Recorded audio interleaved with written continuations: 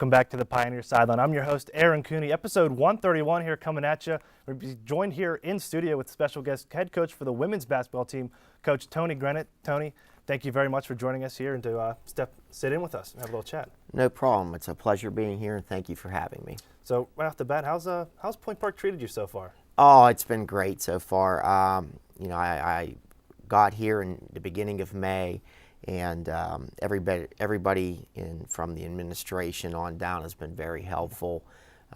It's been an easy adjustment. It's been a fun adjustment, and I love my coworkers, the students that I've gotten to know on campus, our team. I'm having a blast, and it's been a pretty easy adjustment all the way around. And what about Point Park really attracted you to the job? Well, for one, it was an opportunity to become a head coach once again, and number two, just being in the downtown city of Pittsburgh, being near Heinz Field, and Market Square and Station Square, and just that city atmosphere that I've always enjoyed makes Point Park, to me, a great place to be. You're one of the first coaching changes we've had in a while here at Point Park, and just tell us, what's it like to jump into a new program the way it is? Point Park, they've been getting better, the women's team, but what's it like for you to jump in and take over? It's been great because I thought Coach Kasanovich has done a great job in building the program, coming in, having 4 seniors to work with, and if you consider April Austin a senior as well, would be 5, but just to, having 9 returning players, it's been a great adjustment. To come into a program that has so many returning kids makes the adjustment a little bit easier instead of starting from scratch. Now, the season's, we're 9 games in now. You guys doing fairly well, but have you finally got a chance to get a feel for the team, the players now, and feel a little more comfortable with the team? Yeah, our schedule has been really tough, I would say. We've done so much traveling. At the beginning of the year before Thanksgiving, we played 7 games in 12 days. One stretch, we played 3 days in a row. We went to Fairmont State, played a home game against Penn State Fayette, and then we had a battle at La Roche, and then just 2 days later, we had to play Mount Vernon for the second time. And this most recent go-around, we flew to Boston to play Fisher. Mm-hmm. Had to get up at 5 in the morning to catch a plane on Friday and turn around on Saturday and take a 5-hour bus trip back to Rio to play. So, it's been a great challenge for the girls, but I think in the long run, it's going to help us as a team down the road. You have a lot of depth on this team, and how has the team responded to that? The tough turnaround you talked about coming from Boston. You had a tough stretch there with a few games in a row.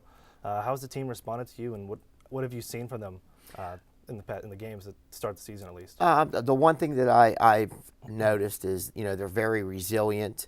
The entire team seems to get along really well, and right now I told our team at the beginning of the year, if we can be 1-0 at the conference by Christmas break, I'll be happy, no matter what happens with the other games. And we did achieve that by defeating Fisher.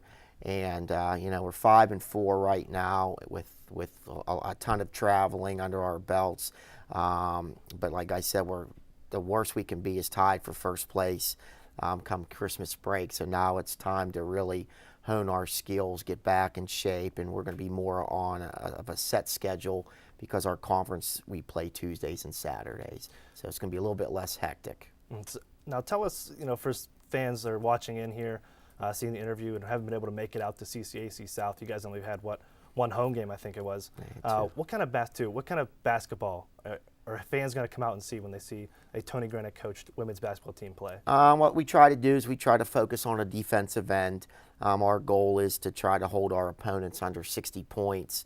And just be gritty and tough, and we try to take away the team's best players and scorers, and we always, my philosophy has always been, it's the first one to 61 wins, and obviously that doesn't always happen, but to the best of our ability, we try to hold our opponents to 60 points or less, and we try to win the rebounding battle, and we try to take more shots than the other team if that's possible. And those are kind of like the goals we focus on each game. But I think if you're a fan going to come out, I think you're going to see gritty play, hopefully a tough defensive-minded team, and and hopefully that as our offensive skills get better, we'll be an exciting basketball team, come second semester. How has the team responded to the way you want to coach the game that you want to see, whether, the players coming back or,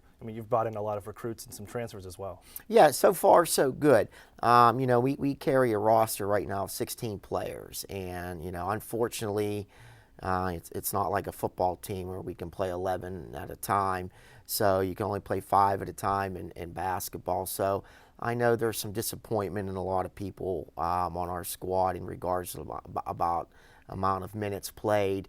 However, we're trying to, look at the big picture on how we can get to the national tournament.